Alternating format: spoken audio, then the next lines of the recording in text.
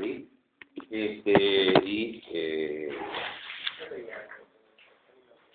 Y el tema de Aguirre, ¿no? Pero Aguirre hace un buen análisis de todo lo de Badí, que es lo más interesante en todo esto. A ver, este dice el libro Badí, pero ¿escribe Aguirre? No, esta es la ficha de Badí. Sí, el hombre... Este es el libro, esto es lo de Aguirre. Ah, ¿No lo tenés? no. Bueno, ahora lo vemos importante. Digamos, esto lo recibieron, ¿no? El texto de Badí. Ah, ahí está. Aguirre. Sí. ¿Estamos hablando de la guía o el texto de Badí? Y están casi macheados, así que digamos, vos lo tenés, das cibernética, claro. No podés tener las dos cosas. Un poco del texto de Badí, yo le diría, básicamente lo que tienen que... Es como un reportaje. Es un reportaje, habla del tema de los siniestros. Lo interesante son los temas que él plantea de arte siniestro. ¿Qué es arte siniestro? Dice, ¿no? Dice, bueno, en el sentir siniestro de carga emotiva es más fuerte que la razonada. Acá también vamos a ver. Badí es un artista, no es un filósofo. Pensemos que él está hablando de sus percepciones, o sea, de su visión. De todos modos es un italiano, es un tipo que viene con una formación europea clásica, una formación formal, y de pronto se encuentra con lo que, a discutir lo que es el arte siniestro. O sea que tiene que ver también con esta generación que de pronto también descubre el inconsciente, los conceptos de Freud, o sea, sobre el tema del inconsciente, el tema de los sueños. 1900. Sí, 1900, o sea, sí, 1900, avanzado 1900, ¿no es cierto? Al menos la primera parte. Y, o sea, para él no es tan complicado meterse en el tema de lo americano, ¿no es cierto? De todos modos, acá hay algunos elementos que no son doctrinarios en sí, sino que son pareceres, de pronto, de Badí. Lo que sí es bastante doctrinario y que explica bastante bien toda esta cuestión es justamente el texto de Aguirre, que con eso sí nos vamos a detener un poco más y vamos a decir, y yo me hice la guía sobre el texto de Aguirre porque me pareció que era más conducente y al menos más clara para poder tener una visión entendible. Pero, por ejemplo, él dice, en el sentir, esto tomo el material de Libero Badí, que inclusive es de estética. Dice, el sentir siniestro o de carga emotiva, o lo emotivo, es más fuerte que lo razonado. El punto esto de sentir, del sentimiento de lo siniestro o de carga emotiva, es un poco al punto que hablamos cuando nosotros empezamos la cursada, ¿no? Es decir, la cosa más significativa de nuestra vida no pasa por lo pensado. Y la realidad, como dice él, la realidad es siniestra, dice. La realidad es siniestra, porque es impredecible. Ese es el punto. Lo razonado es todo lo predecible. Lo razonado y el mundo moderno nos da la tranquilidad de que todo está ordenadito. La matemática está ordenadito, están los patitos en línea, los planetas no van a chocar, no va a llover mucho, no nos vamos a ahogar, no nos vamos a morir, y si no vamos a morir no nos vamos a dar cuenta. Es lo único 100% seguro que nos va a ocurrir. Claro, pero no pasa una sola vez. Bueno, ¿No? Es un tema importante, ¿no? Porque el problema de la muerte, básicamente, ¿cuál es? El problema de la muerte es el drama de la muerte, no la muerte. La muerte es morir, listo, chao. Ya está, terminó. Pero el drama de la muerte es un tema, ¿no? Es decir, ¿no? ¿Cómo morir? También, bueno, obviamente, pero bueno. Siniestra es la realidad, dice. En consecuencia, las formas plásticas, dice, son siniestras. Donde no llega la razón, allí llega lo siniestro. Esa es la vida, digamos, en general. O sea, él no está planteando el tema de la siniestralidad como una cosa, como un cuco que nos está, digamos, amordazando, sino como que en realidad es lo no predecible, es el misterio, ¿no es cierto? El misterio de la vida misma. Salimos de acá y nos pisa un 60. Y está distraído, ¿viste? No, ahí, bueno, te doblan las posibilidades. En el andar, dice, ¿cuántas veces uno se encuentra con lo imprevisto? Justamente, un colectivo, un camión. En ese momento todo el cuerpo vibra siniestramente. Vibra mucho.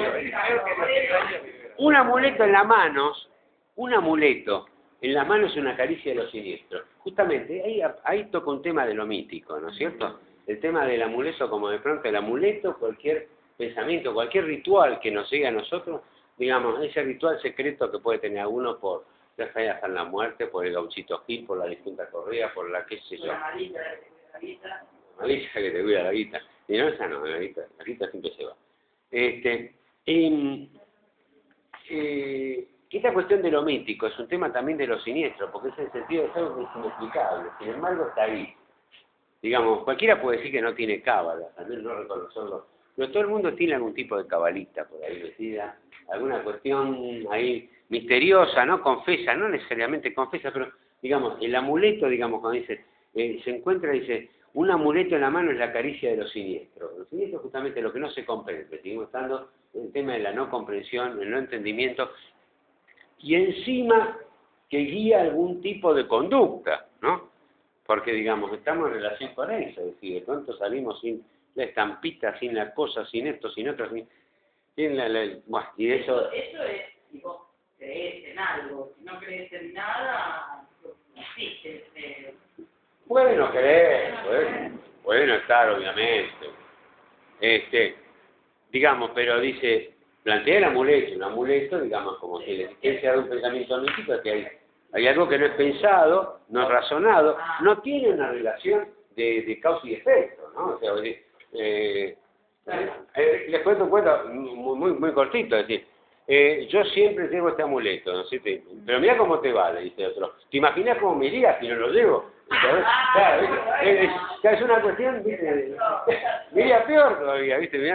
Se va para el demonio. Bueno, en el destino ya sería, ¿no? Sería siniestro, querer en el destino. Bueno, sí, el crear el destino le quita un poco de siniestralidad, porque el destino de pronto de alguna forma es como que está escrito, como que de pronto ese destino cristiano, que si sufrimos y todo mira al cielo, ahí se confunde un poquitito el tema más complejo, porque empieza a ver con lo que sería el mecanismo del pensamiento de lo mesiánico, ¿no es cierto? O sea, yo sufro en la tierra, pero no hay problema. Cuanto más sufra, más derechito voy a llegar al cielo, ¿viste? Entre otras cosas, ¿no? Eso al menos algunos de los tipos de pensamiento. No todos, ¿eh? Hay religiones que son mucho más vitales. El protestantismo, por ejemplo, todo el anglicanismo, todo. Es una religión más vital, es decir, si te va bien en la tierra, te va bien en el cielo. Si te va mal acá, jodiste, palmate, te va a ir al quinto infierno, a la novena esencia. Bueno, el acto de visualizar algo en un papel en blanco es siniestro. Totalmente. Este es el artista, digamos, que está ante el lienzo en blanco, como decía yo, con el pincel en la mano y la pintura secándose. ¿Qué hago? Y no me desestructuro, eso ya mismo hablaba de temple, de ánimo, justamente lo hablaba Heidegger, ¿no? En ese sentido. El arte maya es siniestro. Claro, no entendemos el arte maya. ¿Hay arte maya? Digamos, lo primero, no vamos a pensar eso. El arte maya, el pueblo maya. El arte maya es siniestro. El arte griego no. El arte griego es la forma, es Apolo, ¿no es cierto? El arte maya, la serpiente emplumada, qué sé yo, bueno, una cosa que no. Profe, una pregunta. Etimológicamente, ¿qué sería siniestro?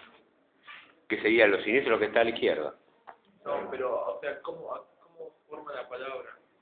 Lo siniestro es lo que está a la izquierda, es decir, es lo que está a la izquierda, lo que no está, lo que no, de alguna forma lo siniestro, ojo, una cosa es la acepción que le damos nosotros, lo siniestro y lo tenebroso, ¿no es cierto? Y otra cosa, en primer lugar, la primera acepción, lo que está a la, digamos, diestra, digamos que es diestra a la derecha, y siniestra a la izquierda. A partir de ahí empiezan un montón de configuraciones. Como que la izquierda es la que no se usa, digamos. La izquierda es todo lo malo, la izquierda son los revolucionarios, la izquierda es esto, la izquierda son progresistas. Se aparecen con un montón de connotaciones desde los políticos. Sí, pero no media por eso bueno, pero digamos como que... Los griegos decían que cuando volaban los pájaros a la izquierda era un mal augurio. Claro. O sea que todo lo que está relacionado con la izquierda de pronto, digamos, es algo que no juega muy bien. Ya uno es diestro, digamos, técnicamente, digamos, diestro. Bárbaro, pero ¿sabes lo que pasa? Eso se supo después, digamos. Después que se construyó toda esta identificación. Hay otras acepciones de siniestro, que es aquello que, o sea, un tipo malo, de mal pensamiento, un tipo que versos, Pero lo que con sea. respecto a qué es siniestro, con respecto a qué es malo, con respecto a qué. Bueno, pero también tiene la acepción, digo. Bueno, Una cosa a la izquierda, otra cosa todos los... Le pido que digo, la primera etimología es esto, diestra y siniestra, o sea, izquierda y derecha. A partir de ahí comienza a haber construcciones. Lo siento que son culturales, de acuerdo a cómo aparece, pero siempre, digamos, lo siniestro como que, bueno, está hacia la izquierda, de alguna forma, estuvo hacia la izquierda, o es aquello que rompe, es aquello que de pronto no se entiende. De pronto lo siniestro, digamos, y también pasa por lo dionisíaco, digamos, si vamos al tema del arte, digamos, en todo esto. Y lo diestro, digamos, que es la forma, el efecto apolíneo, ¿no es cierto? Y como dice el compañero Nietzsche, digamos, el arte surge de la tensión entre lo apolíneo y lo dionisíaco. O sea, que de pronto juega en la tensión entre dos aspectos. ¿Qué es lo siniestro? Mira lo que dice Nietzsche. ¿Qué es lo siniestro? Es lo vital. La pulsión vital está en lo siniestro, está en lo dionisíaco. Y aparece el elemento donde empieza a conjugar todo. Lo siniestro, lo vital, lo dionisíaco, y es el territorio donde nos sentimos inseguros. O sea, es el territorio que no nos ofrece garantía de que la cosa está ordenadita, formal, y los planetas están andando ahí, no va a haber ningún meteoro, digamos, dentro de 5 años, y no va a caer encima y va a romper todo, ¿no? Y aparece el mariscal Putin, que se apoyó sin darse cuenta en la botonera, y salió en todo. Estamos a punto, te digo. Está a punto Putin, Putin es una arruga, pero bueno, el actor ruso. Como sabes que dije una vez, tenía un amigo mío, cuando estaban los soviéticos, decía, mucho soviético, pero vos rascás un soviético y aparece un cosaco, ¿va? Dice siempre aparece un cosaco imperial, ¿no? Como diciendo que, bueno, hay una vieja Rusia imperial que está ahí jugando. Bueno, están recuperando terreno y le mordieron el hocico, le pararon la invasión. Algo bueno hicieron, le pararon la invasión a Siria, que había tenido 1 millón de muertos más el mundo, al Pepe totalmente. Digamos, le pararon la invasión a Siria y ahora están poniendo un poquitito algunos. Esperemos que no pase nada. Porque al capitalismo no le conviene que se rompa todo, ¿no? La primera bombita que salte, todos los mercados se caen, se va todo al demonio. No, supone que tiene una sola bomba táctica, no importa, que alguien muestre un poquitito los dientes. Y no sé qué pasa, los mercados por mucho menos se han caído. O sea, es una cuestión de una fragilidad muy grande, entonces, digamos, al capitalismo no le conviene, de alguna forma, negociarán, ¿no? De alguna forma o de otra. Además se mandaron a matar con Ucrania, y avanzaron sobre Ucrania exageradamente anexándose, hasta con el papel de que ¿cómo se llama? La Crimea y después de Sebastopol en 10 años iba a estar ocupada por la OTAN. Bueno, entonces, digamos, alguien se puso nervioso, y claro, Putin quiere ser reelegido y que bueno, está bien, se todo bien hasta ahora. Mientras no tenga que apretar la botonera. Pero por eso, digamos, lo siniestro no pasa por nosotros ahí, bueno, jugamos otro papel, estamos un poco lejos. El nacer y morir es principio y fin, siniestro, sí. La frase anterior, el acto de ocupar un espacio con una forma de darle vida es... No, darle vida es siniestro. Ocupar el espacio con una forma no es problema, el darle vida, hay que tomar el tema de darle vida. Por ejemplo, él con la fecunda, él dice, mi señora, la fecunda es siniestra. ¿Por qué? Porque le da vida. Porque ¿qué es la fecunda? Es su esposa embarazada, ¿no es cierto? O sea, es una escultura con vida, es una escultura vital. O sea, que de pronto él lo aclara, la fecunda, aparte del mismo nombre, la fecunda, ¿no es cierto? Es una escultura quieta que da vida. Pues bueno, va jugando con todo este tema, pero, digamos, el que le da un sentido mayor a todo esto y lo configura a Badí como, digamos, en este sentido un poquitito más, aparte de los testimonios, es justamente Aguirre, ¿no? Que lo analiza y trata todo el trabajo, y sobre esto yo un poco me centralicé más en dar y en avanzar más la guía, ¿no? Y la guía, ustedes la van a tener, arranca, yo voy a hacer un seguimiento del texto, pero digo los puntos de la guía, no la anoten porque lo tienen todos, teóricamente está todo. Arte clásico y arte siniestro, un poco para ver qué es, ¿no? No es una pregunta, sino es una guía. Los límites tradicionales del arte clásico, esto fue rápido del Blackberry que me lo olvidé inclusive. ¿Qué es exposición lógica de un contenido inteligible? La voluntad de la forma. La visión simplificadora de alejarse del caos del origen. Papel de la civilización griega. Claridad, armonía, razón y logos. Belleza como medida. El arte occidental emergiendo de la lógica y la matemática. El surgimiento de lo siniestro. Lo siniestro es la vida que no cesa. ¿Qué es lo siniestro para Badi? La oposición entre lo clásico y lo siniestro. Los matices de lo siniestro. Lo ajeno a la perspectiva apolínea es siniestro. Lo voy a escribir con el Blackberry se escribe mal. Sí. Lo siniestro se halda en las zonas oscuras de nuestro ser, que es existir como artista. Me atraso. Bueno. La tesis, acá vamos directamente al texto de Badi, que es el texto de Aguirre, ¿no? Página 7 sería. No es uno, Aguirre. Aguirre, la ira de Dios. ¿Se acuerdan de esa película? Sí. Esa la vamos a ver, no vamos a ver la película, pero sí vamos a nombrar realmente parte de ese cine, digamos, como parte de vanguardia de momento de corte. Bueno, la tesis que sustenta Libero Badi en este libro dice, es una exposición que puede sintetizarse, dice, existe un arte clásico y un arte siniestro. ¡Pum! Ya ahí define. Arte clásico, el europeo, y el arte siniestro. Dice, el arte, ¿cómo? El arte clásico, dice, excede su límite tradicional y se extiende, por ejemplo, por lo menos a un sector del romanticismo, que ahí vamos a ver qué pasó. Pero ya sabemos que más, ¿por qué pasa con el romanticismo? ¿Qué es el romanticismo? ¿Vieron algo de historia del arte y todas estas cosas? Es una etapa de la... ¿no? ¿Pero qué significa, sí? Es la vuelta a lo clásico. Y bueno, pero a la forma humana. Eso, están atormentados, tratando como de sacarlo. Algo así. ¿Cómo? Más alto. Contra los cánones de la que habían establecido para volver a la elección de libros de Bajo. Sí. Bueno, como Europa venía al mundo industrial por el gran tema, digamos, está muy bien lo que dijo él, pero digamos, el gran tema, digamos, de lo que yo apuntaba, es lo siguiente. El romanticismo es la vuelta a algo predecible, ¿no? Predecible, algo predecible. ¿Qué era lo impredecible? Claro, ¿qué era lo impredecible? Y lo impredecible es que te corten la cabeza en la Revolución Francesa. Eso era una cuestión que había roto, digamos, la idea del establishment europeo prácticamente, porque no le había preocupado que corten la cabeza a un noble o un campesino en Francia, ¿no es cierto? Le había preocupado a la nobleza, le había preocupado a los ilustrados de Francia, obviamente eso, ¿entiendes el tema?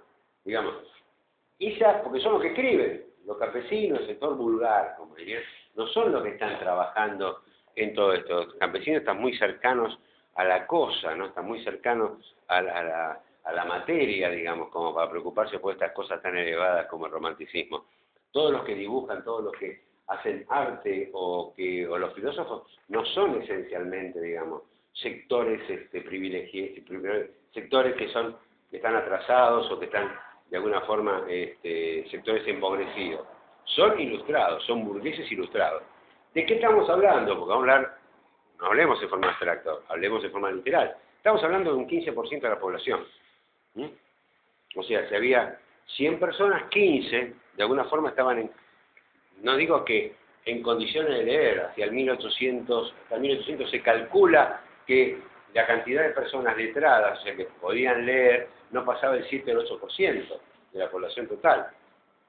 Y de ese 7-8% era casi el 100% de sectores burgueses altos o de la nobleza, ¿no?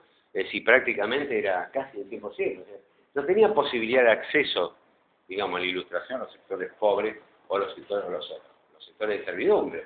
Un poco como decía él, esos sectores que son de la Europa que todavía se está mirando a sí misma y todavía no entró en la industrialización y todavía está bien. ¿Pero qué está aterrorizada Europa? Pero esta Europa noble, a ver si queda claro, no es la Europa campesina, no son los futuros obreros. Están aterrorizados de que se rompan que de pronto la ruptura de un ciclo, la caída de un ciclo. Eso provoca una gran convulsión. ¿Cuál es la principal convulsión? Y la principal convulsión es muy sencilla. La principal convulsión es que de pronto la ley y la norma instalada por la monarquía desaparece. O sea, ese mundo, digamos, tranquilo, ordenado, organizado, que daba el pensamiento aristotélico tomista a partir de la monarquía, desde el 1200, bien estructuradito, hasta, bueno, acá estamos en 1700, durante casi 500 años, desaparece. Desaparece, pero no porque, ojo, damos en cuenta, la Revolución Francesa, con los ideales de igualdad, libertad y fraternidad, la economía de ellos estaba montada sobre la producción de 42 millones de esclavos en el resto del mundo, ¿no? Sobre las colonias, no jodamos. O sea, los libres somos nosotros, no son los europeos, no son los esclavos que están en las colonias.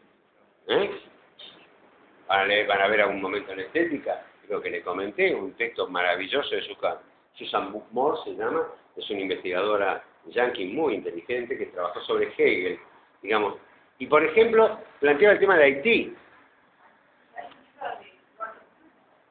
Sí. También habla sobre cómo el capitalismo realmente está montado sobre la sangre del esclavo y de la masacre. La sangre al final, porque en realidad no estaba sobre los músculos, los nervios y la transpiración, o sea, sobre el trabajo, digamos. Después lo mataron. Y después cuando iban empezando a estar bien, empezaban a traer a los negros. Sí, eso son, hay casos particulares, algunos que son dramáticos y terribles, de auténticos genocidios como en Estados Unidos, ¿no? En América pues sí. Pero digamos, fíjense en Haití, una colonia francesa, que de pronto se entera un negro, se entera de la Revolución Francesa, digamos, le plantea a la nobleza, digamos, francesa de que ya fue, digamos, y le explica lo de igualdad, libertad y fraternidad, la nobleza responde como sabe responder siempre, fusilando a cuanto se le ponga delante, ¿no? Y tratando de poner... Pero ¿qué pasa? Los negros en Haití son muchos, Claro. y se habían enojado, digamos, entonces, vudú y todo lo que quieran, pero ¿viste? Ahí usaron todo, la cuestión es que no quedó un solo blanco, franceses, lo mataron, ni uno solito. Ahora, cuando Napoleón se entera, porque no llega nada de Haití, de cómo ir. ¿Qué pasa? Que no mandaron el mango, no mandan absoluta. Bueno, manda una expedición, le cuentan lo que pasó, una expedición para, digamos, controlar y tomar de nuevo el control de todo. ¿Qué se encuentra de pronto la expedición? Que mandan soldados franceses que eran soldados emergentes, estamos hablando de 1790 y monedas, o sea, a 8 o 9 años de la Revolución Francesa. Se encuentran con un regimiento en el puerto, digamos, es decir, vestido como soldado francesa, con la bandera francesa cantando la marsellesa. Los soldados se niegan a reprimirlo, pues no entendían nada. Dicen, estos no son enemigos, están cantando el mismo himno que nosotros, se visten como nosotros y nos reciben con toda la pompa. Nada más que son negros. Un gran problema, era el negro, bueno, pero los soldados tampoco eran también de las colonias, muchos eran de las colonias, pero de pronto eran los sans-culottes, los soldados siempre eran los pobres, ¿no? O sea, vamos a ver, Sí. para que se muera un general tiene que morirse 20.000 soldados, más o menos, ¿no? ¿Cuántos generales hay por cada soldado? Existe en actividad, en un comando. Bueno, entonces, por lo menos hay un general de división, un general de división tiene a su mando una división, son 7.000 tipos, digamos, así que más o menos para tener una idea de los volúmenes, ¿no es cierto? Hay un general por cada 7.000 soldaditos. Entonces siempre se mueren más soldados que generales. Bueno, y se niegan a reprimir y vuelven. Napoleón, como hábil estratega, por supuesto, digamos, manda entonces gente de las colonias, manda elementos de las colonias argelinas, que por supuesto no entendían, no cantaban la marsellesa, eran soldados que no vestían, cuando llegan arrasan con todo. De pronto pasaron 10 años y eso le costó a Haití, digamos, su historia, su vida y su patria, su nación, pues es una nación, digamos, devastada históricamente de siempre. Digamos, nunca pudo remontar a Haití, aunque fue la primera revolución en América en Haití. La primera revolución auténticamente antiesclavista, porque lo primero nos levantamos, cantamos la Marselleta, la Ancefán de la patria, no bárbaro, pero muy bien, abolimos la esclavitud, no hay más esclavos, todo esto. Bueno, duró poco el sueño, ¿no? Digamos. La Francia libertaria, digamos, arrasa. Cortaba cabeza de noble, pero mantenía el esquema económico intacto. Como que la Constitución, vieron en ese momento, era que todos los haitianos eran negros, y aunque fueran blancos eran negros. Sí, eran todos O sea, negros. si había algún haitiano que era blanco, era negro por... Sí, en realidad, el problema era por el tema del mestizaje. Claro. El tema del mestizaje. Blancos puros no quedaron. No. Exacto. Vinieron después. Y ahora hay un montón, ahora hay como 6.000 soldados yanquis. Era negro por definición. Con lo cual se eliminaba toda posibilidad de cualquier otro tipo de interpretación, ¿no es cierto? O establecer jerarquías. Habían cortado en su base la posibilidad de establecer un racismo, ¿no? Ese es un punto clave. No había negros de primera o de segunda, digamos. Era justamente sin hacer un racismo al revés, ¿no? O sea, de pronto, sin haber entrado a analizar esto, pero eso pasó en Haití, digamos, este tipo de cosas, y tiene que ver con romanticismo, sí. ¿Por qué? Esta cuestión de ese doble discurso de la Revolución Francesa. Por un lado, establece por qué, digamos, uno dice, ¿por qué que son tan malos? No son malos. Lo que quería la Revolución Francesa era sencillamente establecer una estructura de normas y procedimientos, digamos, para la burguesía, para poder intercambiar y desarrollar el comercio, básicamente. Digamos, junto con la Revolución Francesa aparece el metro y el kilo, tomado como base central para lo de su intercambio, que 80 años antes aparece. Y la Revolución Francesa es eso. Bueno, no me acuerdo. No, que no. Guarda. Guarda que está atrás. Yo que soy loca, Es que módulo más. que modula más. Entonces, digamos, ¿qué pasa? ¿Por qué se explica también de que los ingleses, digamos, tengan leguas, pintas, o sea, otra unidad de métrico, otra unidad de medidas y de pesas? Bueno, porque lo hicieron casi 100 años antes, con la Revolución de Cromwell en 1680, ¿no es cierto? Digamos, y entonces establecer, ¿qué fue? Fue la Revolución burguesa, es sencillamente ponerle al rey la ley. La ley son normas y medidas. Digamos, ese es un punto. No son normas y medidas de un kilo es un kilo, y un metro es un metro, una legua es una legua, no importa, después se compensa una legua tantos metros, qué sé yo, bueno. Después se arregla lo que es la pinta, lo que es una pinta y lo que son los centímetros cúbicos, pero digamos, era más pintoresco la pinta. Sí, uno asocia a la cerveza, ¿no?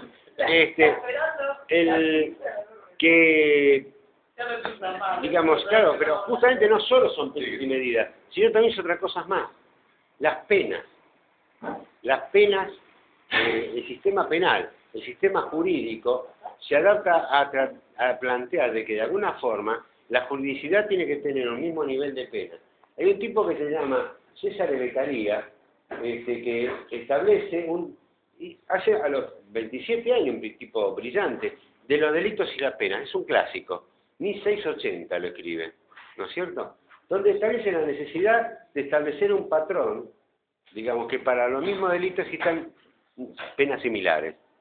O sea, porque si no sería un tema, es un elemento central junto con, después con Kant, digamos, para establecer las normas jurídicas y los códigos de procedimiento. Digamos, no sé si de Beccaria, escribe nada más que eso sobre lo que sería derecho penal, ¿no? Donde establece de hecho, página 12 lo publicó en su momento, dice César Beccaria, aparte está en todos lados, pueden entrar César Beccaria, de los delitos y las penas. Lo curioso es la historia de este tipo. Este tipo termina de escribir eso, que por supuesto es aplaudido y todo como una obra, digamos, de la jurisprudencia, ¿no es cierto? Claro. Sino que después se va a Inglaterra, contratado para trabajar sobre pesas y medidas. O sea, digamos como que hay un relacionamiento total. El orden burgués, digamos, necesita tener reglas, normas y procedimientos. O sea, hacer todo predecible. ¿Qué pasa? Digamos, junto con esa predecibilidad, por un lado, viene lo impredecible, porque hay sectores que son los que dominan, eso es lo que quiero de alguna forma plantear. Hay sectores que son los que dominan de alguna de estas formas, pero los burgueses estaban dedicados a comerciar, digamos, a tratar de enriquecerse y a ilustrarse en la medida que la ilustración tenía que ver con sus relaciones comerciales, ¿no? Vamos a ver, digamos, claro, digamos, a un tipo que era carpintero y que ganaba plata haciendo barcos, quería mejorar justamente su tecnología de alguna forma. No se iba a poner a estudiar filosofía, ¿no es cierto? Porque si no, no hacía más barcos. Entonces, ¿qué pasa? Digamos, hay toda una inteligencia, todo un sector que de pronto sí recuerda, digamos, ese viejo mundo que se había roto con la Revolución Francesa. Y es una cuestión del romanticismo que aparece ahí como un retorno a los ciclos naturales. El romanticismo tiene mucho que ver con la naturaleza también, en el tema de el retorno, porque hay algo más predecible que los ciclos naturales, teóricamente no, digamos, invierno, digamos, primavera, verano, otoño, o sea, como que eso hay una predecibilidad única, inevitable, que se ha dado, digamos, hacia el pasado y es lo que podemos, digamos, prever hacia el futuro, sin ningún tipo de duda. Digamos, en ese esquema, digamos, es donde juega también el romanticismo, no solo, como dijo él también, en el sentido de una Europa, porque el romanticismo puede tener algunos elementos que generan algún tipo de inquietud y que pueden ser siniestros, como por ejemplo, yo le comenté la vez pasada, La Rama Dorada, el trabajo donde de pronto, bueno, aparece atrás, así, en una cosa brumosa, en un momento brumoso, el tema de lo mítico. Y lo mítico es siempre siniestro, porque es aquello que no se comprende, pero que está. Y de Turner, digamos, en su dibujo de La Rama Dorada, aparece eso, una ramita chiquitita que está del otro lado de la orilla, en medio de un cuadro así, una ramita chiquitita. Y de pronto hay que mirar con mucho cuidado y se ve una sombra de una mano, ¿no? Ahí engloba todo el mito del regicidio y el tema de la muerte del rey es reemplazado por un nuevo rey, sobre todo por por parte de la saga de los mitos sajones, que es, claro, rey muerto, rey puesto, pero además el tema de que el rey debe ser reemplazado cuando ya no es capaz de proteger la rama dorada. O sea, que tiene que ser el protector. Cuando pierde la vitalidad, la fuerza, la energía, el entusiasmo, entonces es de pronto se le saca la rama dorada a alguien que lo reemplaza como rey. Y lo mata, por supuesto. El rey debe ser muerto. Bueno, Freud se divierte mucho con esto, por la muerte del padre y toda esta cuestión, pero digamos, básicamente, digamos, ahí aparece también, en pleno romanticismo aparece también lo siniestro, de pronto, porque también hay un rescate en este tema de los ciclos naturales, empieza a aparecer lo mítico de nuevo, ¿no? Como una cuestión de, no es casual, sí.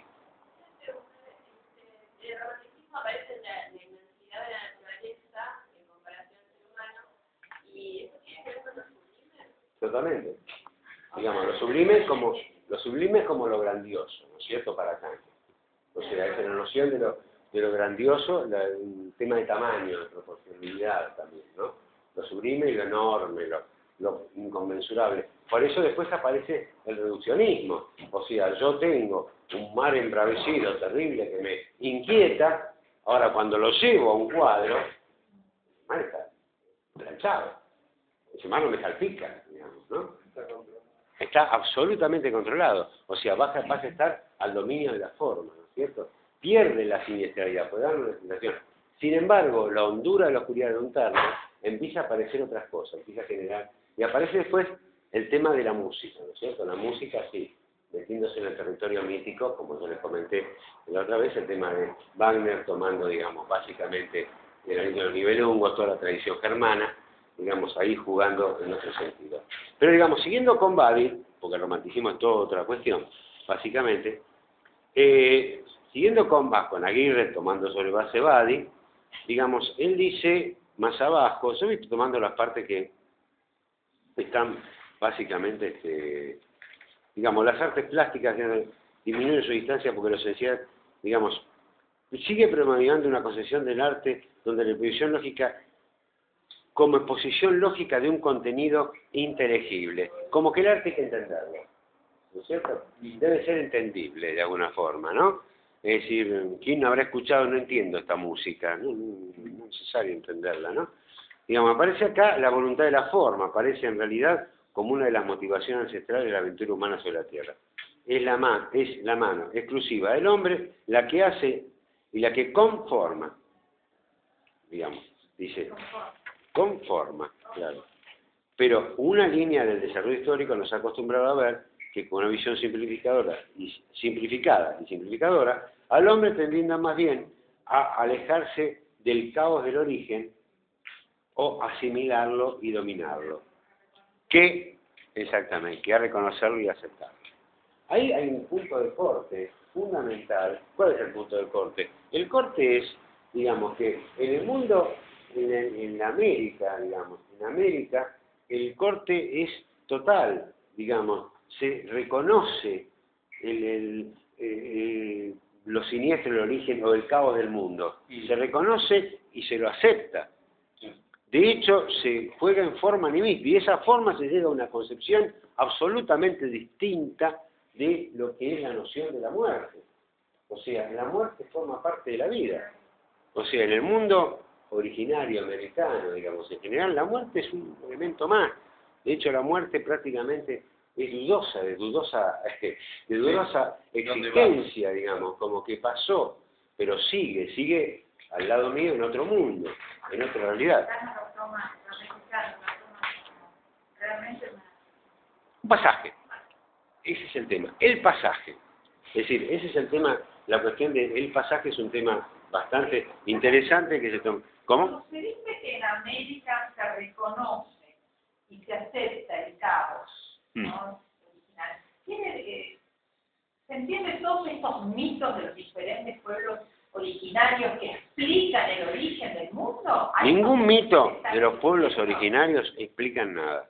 O bueno, no está bien. Relatan. Tampoco. Bueno. El único mito que relata el origen del mundo, digamos, es un mito resignificado, que es el mito cristiano, que tampoco deja de ser mito, porque en el momento que explica cómo Dios creó el mundo, digamos, dejó de ser un mito. Es un relato casi irracional, que voy a decir, pero 7 días, las cosas que hizo, ¿eh? Y todo esto que cuenta, que casi me acuerdo cómo era. Generalmente los dioses en casi todo el mundo mítico no están solos. El único Dios solitario es el Dios cristiano que desde la nada, más absoluto, un día se aburrió y dijo: todo el mundo. Joder. Que encima se equivocó. Sí, hizo el mundo. Primero al hombre y después a la mujer. Sí, porque el hombre no debe estar solo. Muy bueno. Bueno, la polémica ahora sobre el celibato. Creo que vamos bastante ridículo. No sé. Bueno. Al menos, digamos, no heredarás. Bueno, tengan en cuenta que el celibato aparece en el Concilio de Trento, 1000 años atrás, como estructura y como normativa de la Iglesia. Por un problema de herencia. Muchos problemas. Es otra cosa. El mundo americano, digamos, acepta el caos porque no lo quiere dominar. Lo acepta como es. No es que lo acepte. Digamos, ahí está la cuestión que tenemos ante la posición mítica. Ante la posición mítica, no es que hay una aceptación del caos. Están en el mundo. Están en ese mundo y están integrados en esa naturaleza. Digamos, yo les relaté el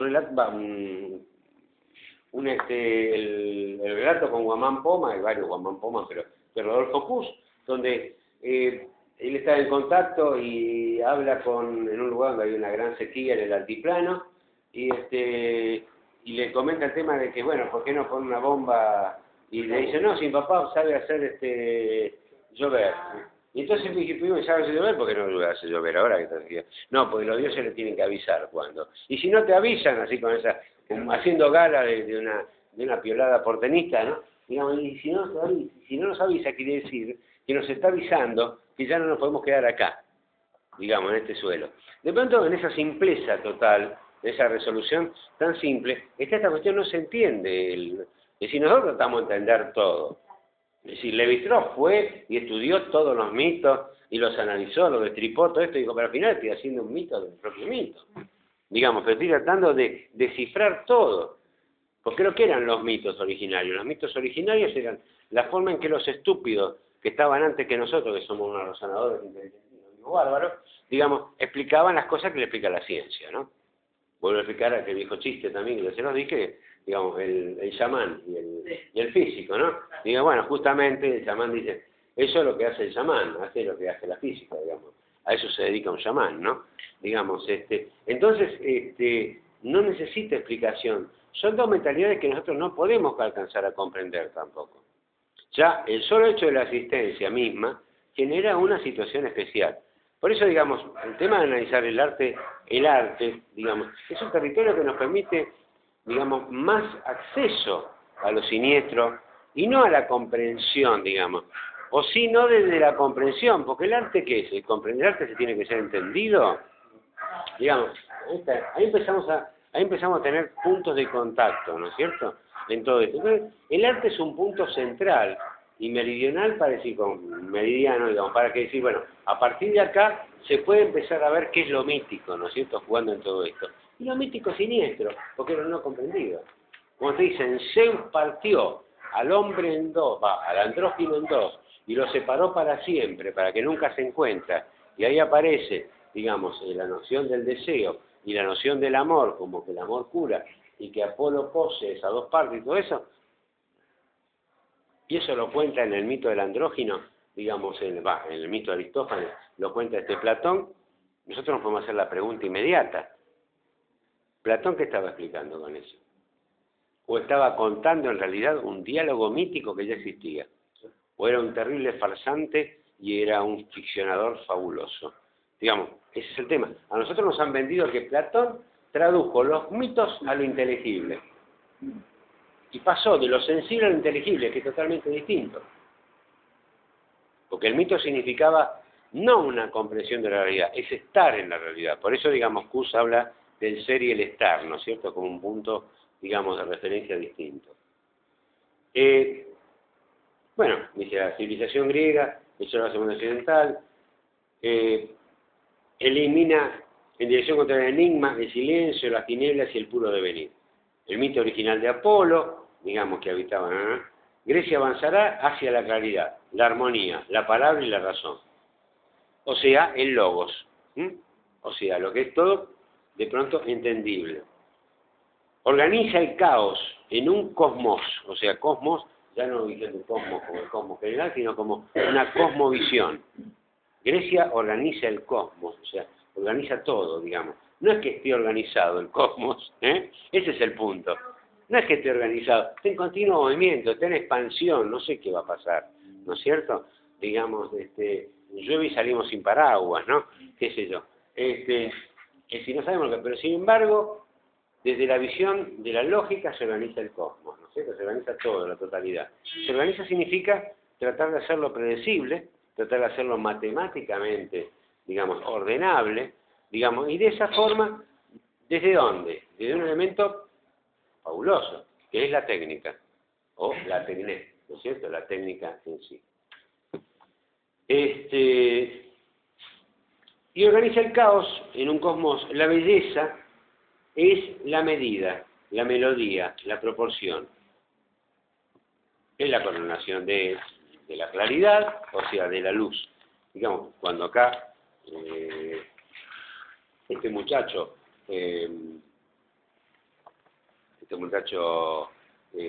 Kush habla justamente qué pasa con la oscuridad y con la claridad, hacia dónde va. De todos modos, en Grecia había un problema mientras estaba Apolo, ¿no es cierto?, en todo esto. ¿El problema cuál era? Que se consultaba al oráculo. El oráculo de Delfos. El oráculo de Delfos, como decía él también, los augures. Cuando las palabras para un lado, hay que hablar con el oráculo, porque algo va a pasar. Digamos, pues dice acá, el logos es el día y el día es el orden. La geometría dibuja al cosmos a imagen de lo simétrico e inventa el infinito, o sea, los límites del cosmos, ¿no? La noción de infinito, digamos, y la noción de infinito le da forma al infinito. claro. Es decir, al ponerle nombre al infinito, le da una noción, ¿no es cierto? De hecho, digamos, la noción de infinito se lo hace con la famosa cinta de Moebius, que es un enigma, ¿no es cierto? Que es algo de dos superficies que termina en una, ¿no es cierto? Es decir, es una superficie. es un continuo, ¿no es cierto? Es decir, ¿qué es el infinito? Pero bueno, se le pone el nombre del infinito. Del angustioso devenir dice, bueno, el infinito aplicado al tiempo será la eternidad. Chao. O sea, será lo eterno, digamos. Lo eterno es además inmutable. O sea, lo eterno no cambia jamás. Lo eterno no cambia jamás. Como en todo este relato que está haciendo Aguirre, que es muy interesante, en todo esto porque es bastante simplificador para poder meterlo en un tema bastante confuso. Digamos, está dando una referencia, un referenciamiento claro y preciso de esta noción de lo mítico, de esta noción de lo siniestro. Digamos, este tema dice, el Logos se une a Zeus y el Logos es Dios. Claro, digamos, la razón pasa a ser lo endiosado, o sea, pasa a ser, los dioses son reemplazados por la razón. Digamos, todos ustedes oyeron hablar de rito y mito, ¿no es cierto? ¿El rito qué es? El rito es la articulación del mito en un marco entendible, ¿no es cierto? O sea, en un marco que puede ser repetido, con lo cual convoco al mito, ¿no? Y llevarlo a la acción. Es llevarlo a la acción. Digamos, supuestamente desde el rito. Claro. El tema es que el camino que hacemos desde la razón, no, por ejemplo, no tenemos el mito cristiano, tenemos el ritual cristiano, que es distinto. Se supone que desde el ritual rememoramos el mito, cosa que es imposible. El camino es inverso, el mito está previo. Cuando se abandonó el mito, digamos, el ritual es simplemente una articulación temporal y maniquea, digamos. O sea, el rito sin mito no es nada más que un ritual cualquiera como puede ser cualquier ceremonia, ¿no? ¿Cómo? Cualquiera. Cualquier mito. Aquí habla la religión cristiana. Digamos, cuando por ejemplo, Gregorio VII prohíbe todos los mitos paganos, digamos, y dice que todo lo demás dioses no existe, se está rompiendo la rodilla, está cortando las rodillas de la propia religión cristiana. Pero quiere decir también que Dios como mito, como un Dios mítico, tampoco existe, ¿no? Ese es el tema. Entonces, es suplantado por un ritual muy poderoso, muy fuerte, ¿no es cierto? Donde teóricamente se puede llegar a la meditación, digamos, bueno, recitando 1000 veces la Ave María. Bueno, solamente puede llegar a un estado de idiotez absoluta, digamos, pero bueno, es otra cosa. 1000 veces la Ave María, imagínate, una cosa impensable, ¿no? Digamos, pero digamos como que es un mantra, claro. Una cosa se supone que... Pero nosotros tratamos de entender eso, y ese es el gran problema, que estamos cruzados por la razón, estamos cruzados por una necesidad de explicar hasta lo inexplicable, que es lo mítico. Ese es el gran punto. Y es muy difícil que salgamos. Bueno, pero es así. Pero es así porque estamos cruzados por la razón. Acá sigue diciendo este muchacho, bueno, bastante. El pensamiento funciona, dice, bueno, con Aristóteles la delicada máquina universal perfecciona sus últimos mecanismos. Aristóteles, como habíamos dicho nosotros, rompe la estructura platónica del diálogo con los dioses, porque Platón dialoga con los dioses, digamos, y esta era la base mítica, y rompe a su manual Capeluz y explica todo. El universo funciona, todo, aparece acá. Y el arte surge, este universo, sostenido por la lógica y las matemáticas, y tiene aseguradas sus bases. Acá fíjense, lo dice bien clarito, está marcada. Proporción, armonía, estructura, belleza y realidad. Esos son los elementos centrales de la estructura política. Y este universo no hay más que una rebelión posible, que depende de iguales bases, porque se trata de la antítesis, desproporción, desarmonía, desorganización, fealdad e irrealidad. Digamos, punto. Ahí aparece lo siniestro, ¿no? Es el tema que no tiene proporción, la forma desaparece. Pero lo que no entiendo que tiene que ver con Kant. Algo que no entendí que tiene que ver con Kant, cuando habla de la minoridad. Es la guía de que dice que Kant que los hombres deben asumir que ya no son menores, tienen que valerse por sí mismos. Sí, bueno, está bien. Bueno, eso es una pregunta. Ese es un tema de la ilustración, es un texto que no tienen que para ahora, para ver, digamos, pero de todos modos le cuento porque lo comenta un poco, ¿cómo se llama? Este chico, Ticio Escobar. Es decir, el tema de la minoridad a que se refiere Kant es lo siguiente, es un texto que se llama La Ilustración, donde dice, bueno, el hombre es culpable de, digamos, de no estar ilustrado. En ese sentido es culpable de su minoridad, digamos, básicamente, de su minoría de edad, ¿no? Porque dice, bueno, ¿qué pasa? Sí. Dice, ahora, ¿qué pasa? Cuando el hombre, digamos, es ilustrado, entonces ya tiene la capacidad para tomar decisiones de por sí y no depender de las decisiones de otros. Eso es salir de la minoridad, según Kant. Bueno, el tema de lo culpable es porque de pronto dice el hombre de por sí, digamos, es culpable de su minoría cuando está la ilustración y pues tengan en cuenta que estamos pasando de la escolástica, o sea, del mundo católico, básicamente, de la tradición. Estamos hablando siempre de Europa, ¿no? No estamos hablando de la India ni de China, estamos pensando como si Europa, digamos, tengan en cuenta que Europa, la particularidad universaliza todo.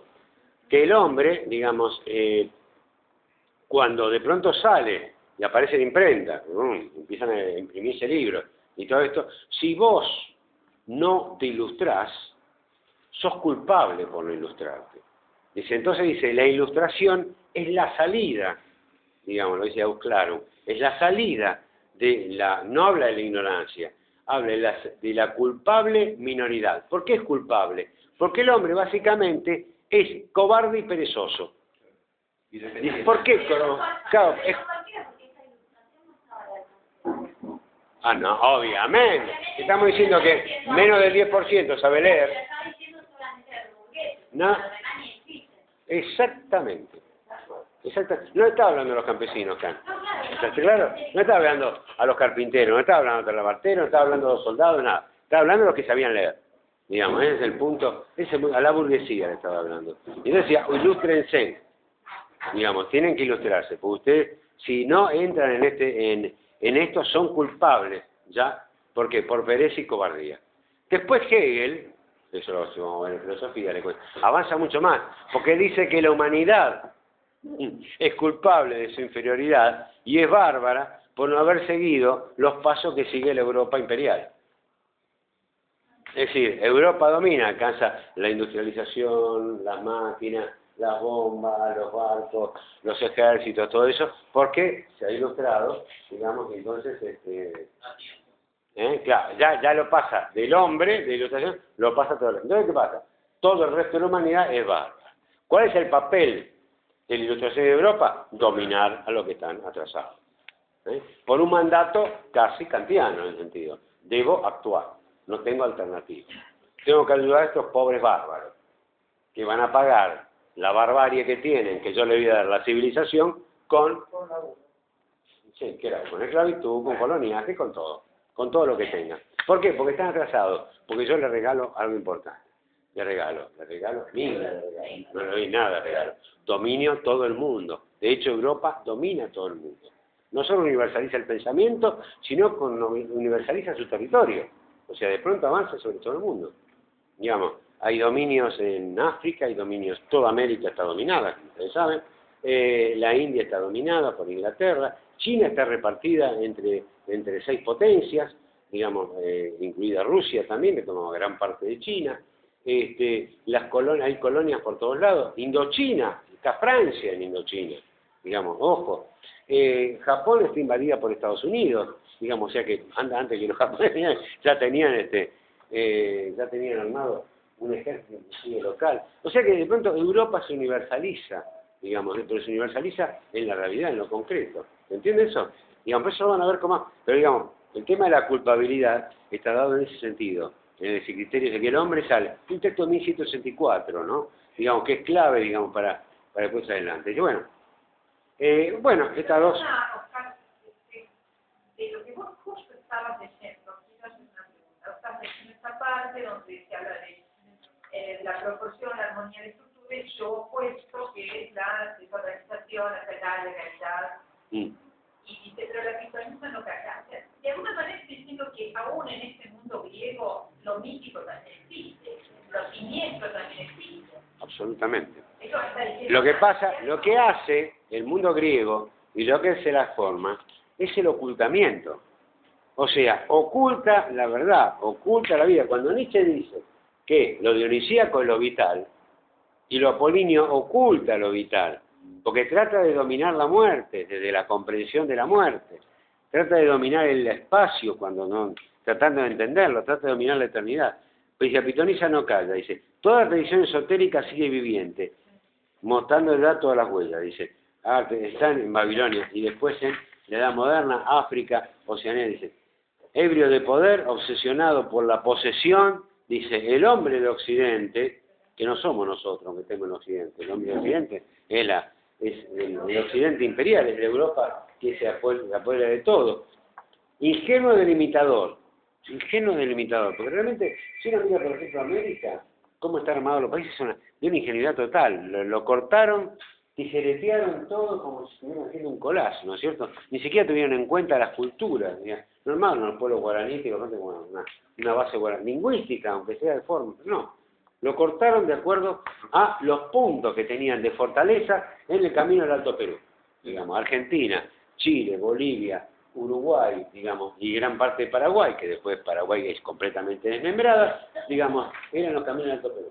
Y básicamente las primeras provincias, lo primero que exigen son las provincias. Tengan en cuenta que las provincias argentinas, digamos, no eran argentinas, eran provincias, digamos, y existieron antes de que existiera la nación. Claro. ¿No? O sea que Santiago del Estero, que es madre de ciudades, se funda ya por 1500 y moneda, digamos, ¿no es cierto? Digamos, así que todavía nadie pensaba que esto iba a ser, esta lo sumo eran las Provincias Unidas del Río de la Plata, cuando ya estaban más o menos armados. Salió después a armar Catamarca, a fundar La Rioja y demás cosas. Dice, lo que importa es que el universo funciona, civilización es eficacia, organización, las tinieblas se retiran. Digamos. De pronto, en la organización está planteado todo. Dice, bueno, el universo funciona, a número, armonía, dice.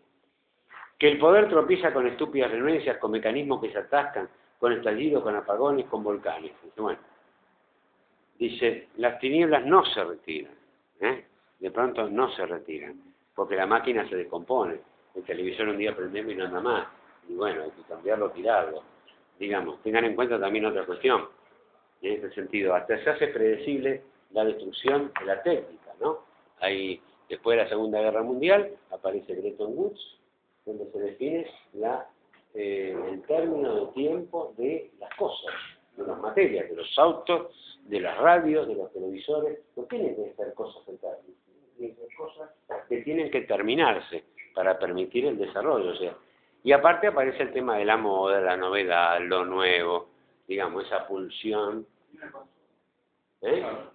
Viene el consumo a través de la técnica, o sea que de pronto vos necesitas, y no podés andar con el viejo Nokia, ¿viste? Que tenés que, estás digamos, de pronto atascado, no podés mandar WhatsApp. Y bueno, viste como te un poco, pero además yo estoy feliz porque me olvidé mi celular. Me olvidé el celular y quedé bárbaro.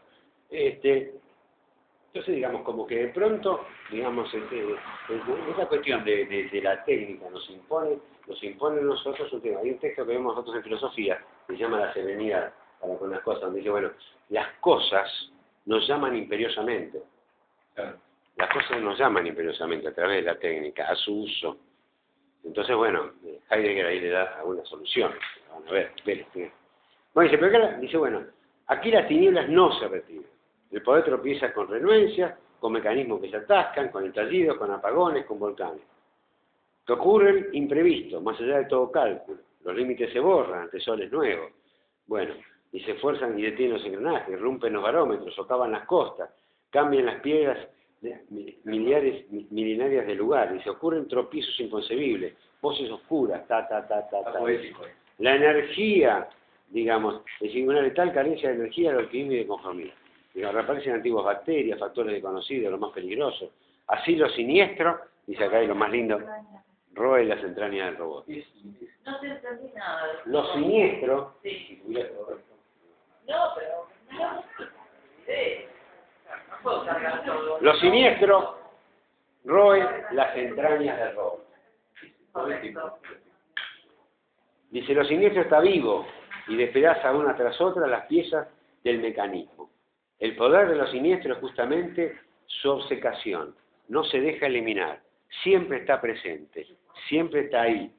Dice, es mal, dice, no se deja reducir. ¿Es el mal o es el bien? Acá se pregunta un tema, pero es una pregunta de Badí, no de Aguirre. Pero ya ahí ya arranca con que los siniestros es el mal. No. ¿Es el mal o es el bien? No, es el No. Te está haciendo la pregunta. Tal vez... Tal vez nos faltan las tablas de medición adecuadas. Ah, ¿Cómo medimos si es el mal o es el bien, no? ¿Quién determinó si es el mal y es el bien? Bueno, ahí viene el tema de la ética. ¿Qué es lo malo y qué es lo bueno? Digamos, desaparecer gente en la época de la dictadura militar estaba bien. Claro. No. Sí. No, Eso pero mismo. no estuvo bien. No, para mí no, obviamente.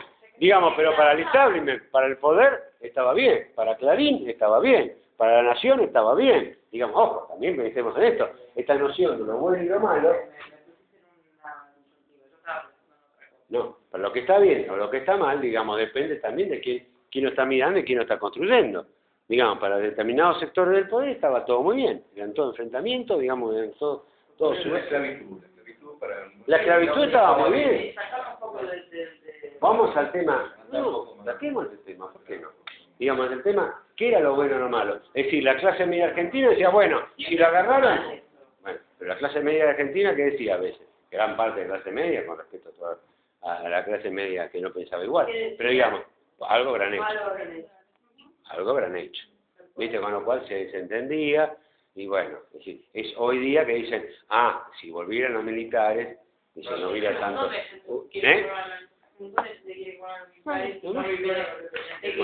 que había propuesto un político de que se vuelvan los chicos de 18 años al servicio militar. Hay un montón de gente que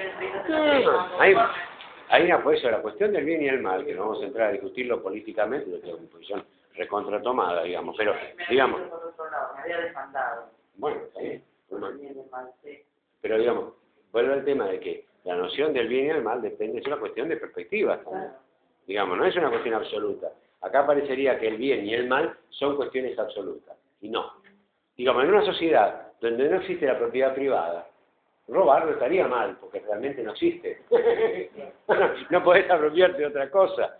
Digamos, no existiría. Digamos. Todo relativo. De pronto, si tenemos que ver un absoluto en lo que es el tema, todo lo que apunte a la vida y a lo vital, es el bien, de pronto, digamos. Queremos buscar algún punto de contacto común para decir, bueno, que entonces no hay nada. Que bueno, todo lo que preserve la vida, digamos, está bien, digamos, pero bueno. Y acá dice, bueno, cuando energía enigmática, ven acá dice, por ejemplo, también nos faltan tablas y media, es una energía enigmática de la vida. Cuando todo está aclarado, cuando todo está explicado, cuando todo está a orden, y es comprensible y comunicable, y se puede redactar los informes, las escrituras, las fórmulas, trazar planos y planes, lo siniestro rompe, se volcó el tintero sobre el plano. Tenés que empezar de nuevo, no sirve más. Te olvidaste de guardar el archivo que tuviste 3 días trabajando y se te borró de golpe. ¿A quién no le pasó? Se te cortó la luz y tuviste que empezar de nuevo y no sabías cómo encontrarlo. ¿A quién no le pasó? Bueno, lo siniestro acecha ahí donde la muerte tomó posesión en nombre de la única verdad.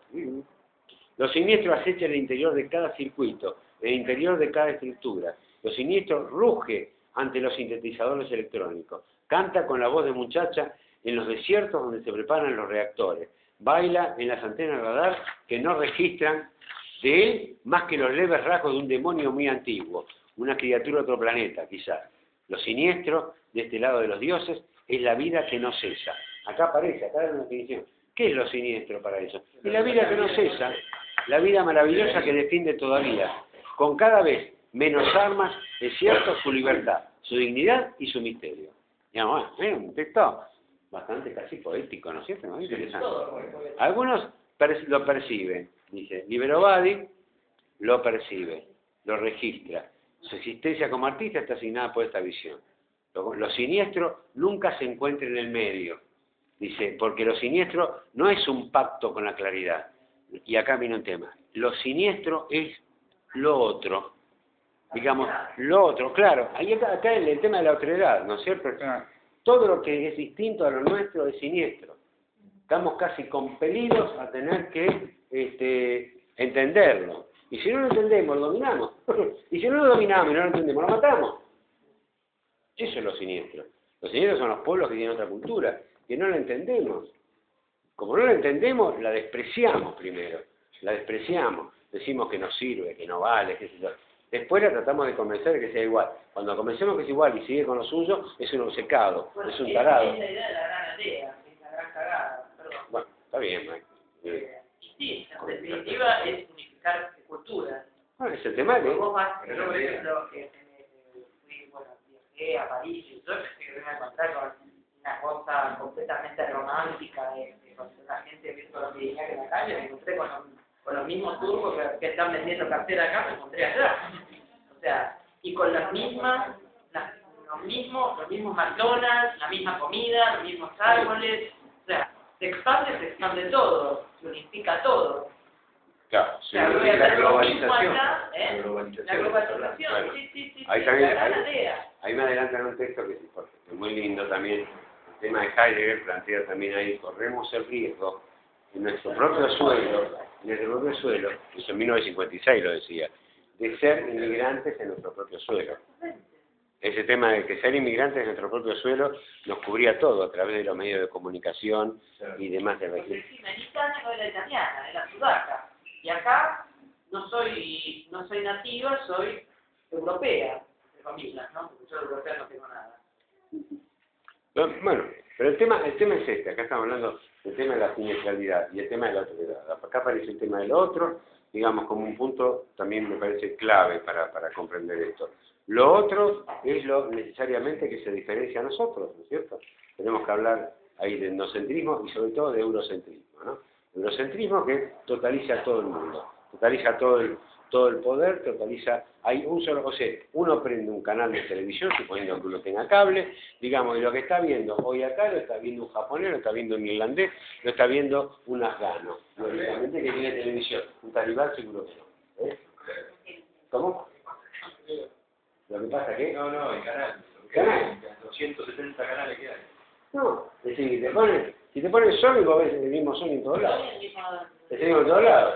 Los otros canales que hay son los mismos en todos lados. CNN te lo da en distintas versiones, digamos, distintos idiomas. La BBC. Para toda Latinoamérica es el mismo. La BBC es igual. National Geographic es igual en todos lados. Si ves History Channel, es siniestro todavía. Eso sí que es siniestro. Porque te muestra, por ejemplo, cómo se ha desarrollado un nuevo tanque donde, digamos, desde adentro con un radar figuran donde hay figuras humanas escondidas. Y ahí la tiran, ¡bum!, y le pegan en el ojito al tipo, ¿viste? Entonces te muestran esas cosas. Este es el Chessman Tracker no sé cuánto, ¿viste? Que le pasa 8 toneladas, lleva 5 tipos, están con aire acondicionado, Entonces, de pronto te plantean este tipo de cosas que son ajenas a nosotros. Pero los tipos uniformizan de ese pensamiento, ¿eh? Un pensamiento global, totalmente igual.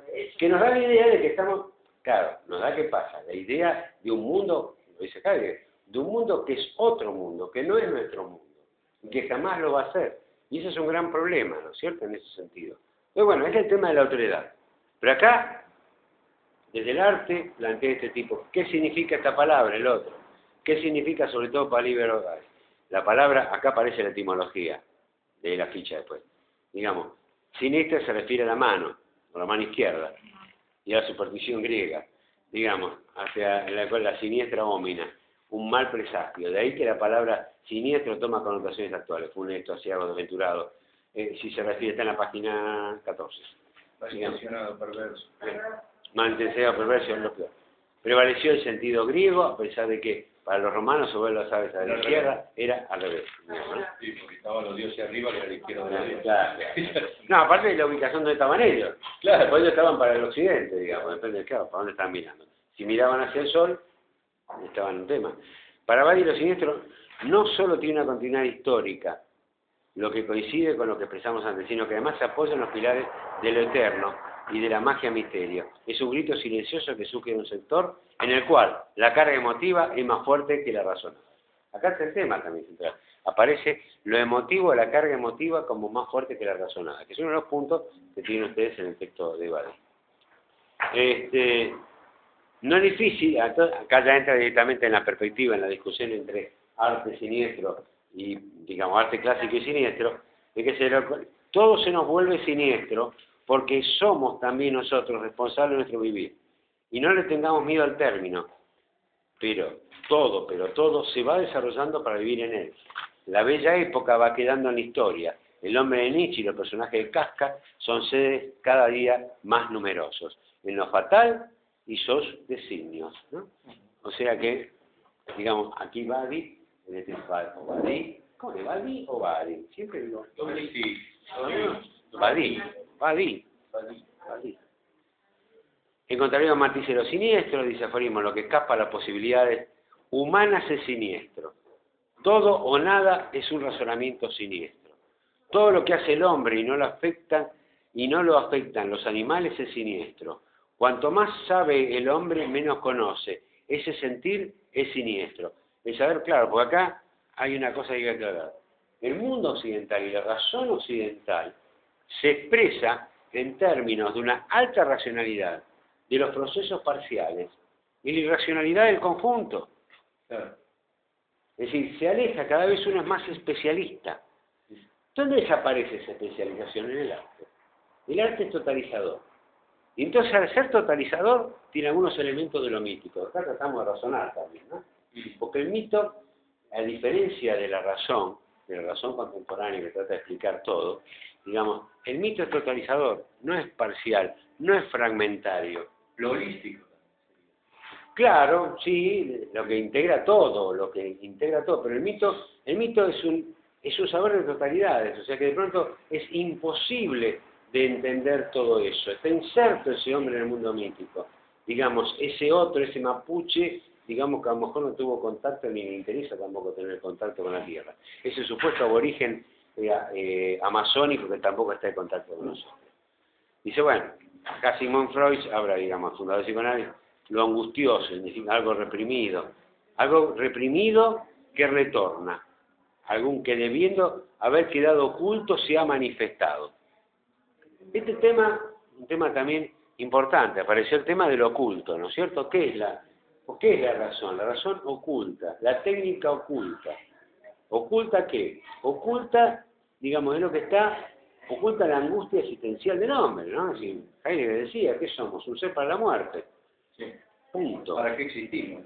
La palabra. Claro, el problema es qué pasa en el medio, ¿no? Digamos, más que... Pero, digamos, para Freud el tema de que reaparece, digamos, esta cuestión, digamos, debiendo haber quedado oculto, se ha manifestado. Digamos, los siniestros... De pronto para Freud, lo que debe permanecer, claro, ¿qué es lo que permanece oculto? Y bueno, un hecho traumático permanece oculto. O sea, la verdad, digamos, o sea, la memoria en operación, digamos, está, digamos, cruzada por un elemento terrible, que es el olvido. El olvido es la represión, además. ¿Por qué se olvidan las cosas? Gran parte por represión. No por bueno, yo estaba no, digamos esto. No, es que de pronto el olvido es represión, básicamente. Sobre todo cuando... Entonces esa represión, digamos, genera olvido. La memoria rescata el olvido. ¿Pero rescata qué? Rescata aquello que de alguna forma permaneció oculto. ¿Por qué? Porque era imposible de afrontarlo. Es decir, Freud lo tomaba, el sentido era sencillo para Freud, en el tema decía, hubo un hecho traumático, me violaron de chico o de chica, digamos, y lo tapé, digamos, de alguna forma, lo oculté. Para poder vivir. Lo oculté para poder vivir. Claro, cuando aflora es siniestro, si aflora ese tema es siniestro. Ese hecho traumático como cualquier otro hecho traumático, de cualquier tipo y de cualquier tamaño, digamos. Entonces dice, bueno, son muy sugestivas, oculto, desconocido, desacostumbrado, insólito, desconcertante, equívoco, digamos, lúgubre, sospechoso, mental. Demoníaco, espeluznante, indócil, salvaje, un montón de elementos, una lista interminable. En suma, todo lo ajeno a la perspectiva apolínea, digamos, entonces es como prácticamente 5 renglones. Como vimos, el hombre de Occidente halla en apariencia certeza y seguridad. Digamos, lo izquierdo correspondía también, hay otro psicólogo que plantea el tema, digamos, lo izquierdo corresponde a la parte femenina y lo derecho al hombre, ¿no? Claro. Dice O sea, la mujer es siniestra. la mujer es siniestra. Y ahí estamos. Y ahí está, ¿está bien? Digamos, es que el sustento de lo siniestro, dice, digamos, está en las zonas oscuras y tenebrosas de nuestro ser, donde la categoría del orden clásico dejan de funcionar, ¿no? Ese es un punto clave, dejan de funcionar. donde la estética queda relegada por urgencias caóticas de ser a partir del ciclo de trato de la realidad. Digamos, es evidente, la realidad de lo específicamente americano permanece a lo siniestro, permanece en lo siniestro y pertenece a lo siniestro. Bueno, entonces da una serie de representaciones. Bueno, este es un texto bastante lindo, léanlo junto con Kant. Tienen la guía, que es un poco, la guía va siguiendo los temas principales de todo esto. Digamos, la pregunta va a estar todo el tema. No sé, ¿alguna duda sobre esto o preguntas? Léanlo nada más, porque es muy simple el texto en realidad.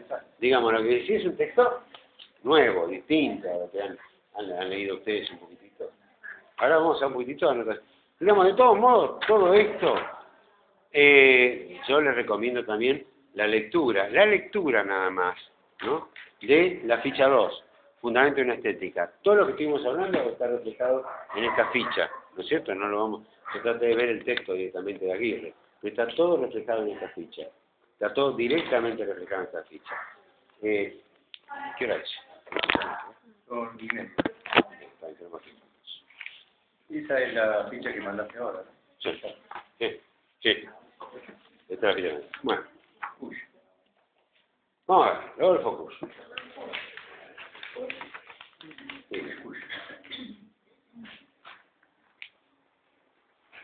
Sí. ¿Leyeron Anotación y la estética al americano? ¿Qué les pareció?